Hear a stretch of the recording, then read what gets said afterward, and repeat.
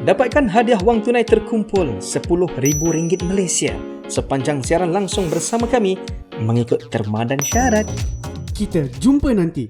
Anda pernah dengar Malaysia menuju ke negara tua? Anda tahu apa maksudnya? Dah bersedia untuk menempuh ke alam warga emas? Ini yang perlu anda maklumi bersama kami di rancangan Selangor 3W. Khamis 17 hari bulan 12 2020 jam 2.30 petang hingga 3.30 petang. Menangi hadiah wang tunai daripada kami sepanjang siaran langsung. Ingat 5 sebelum 5. Kita jumpa nanti.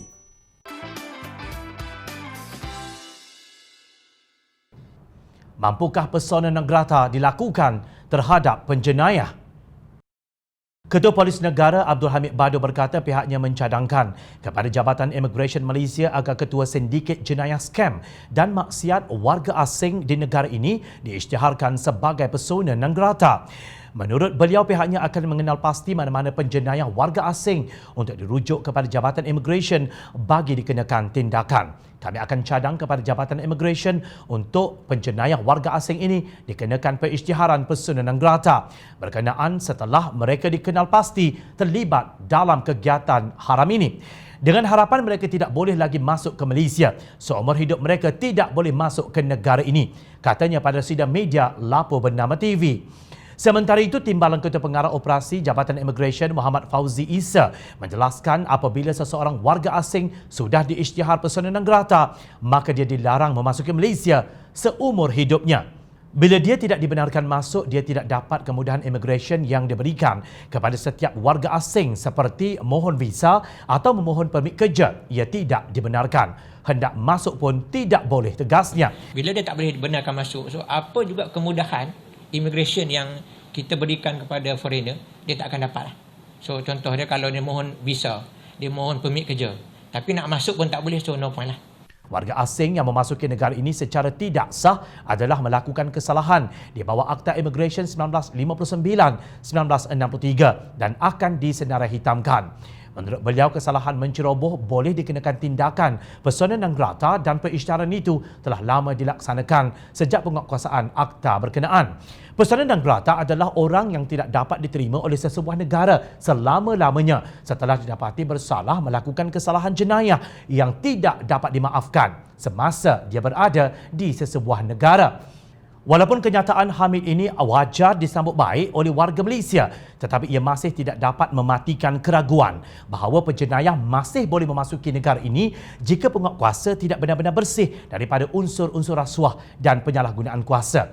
Baru-baru ini, Transparency International Malaysia atau TIM mendedahkan dapatan kajian bahawa 71% rakyat Malaysia berpendapat rasuah di pihak kerajaan adalah masalah yang serius.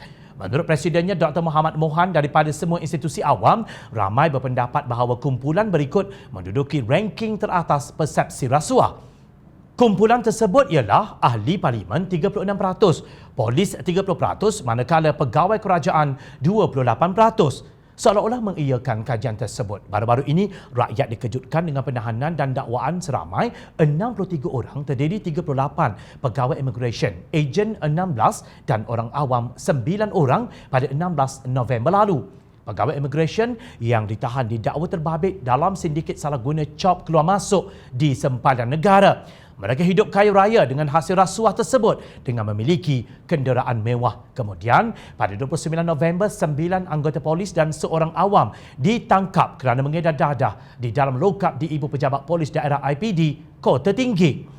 Ketua Polis Johor Dato' Ayub Khan Maidin PC berkata, hasil pemeriksaan polis mendapati mereka berjaya merampas sejumlah dadah jenis syabu seberat 38.65 gram yang bernilai RM3,865, 42.25 gram dadah jenis heroin yang bernilai RM2,112.50 dan sejumlah tembakau.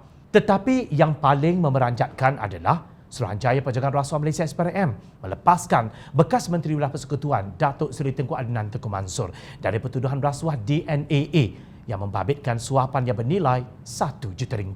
Kononnya wujud keperluan menjalankan siasatan lanjut, sedangkan pemberi rasuah Datuk Tan Eng Boon telah mengaku bersalah menawarkan suapan.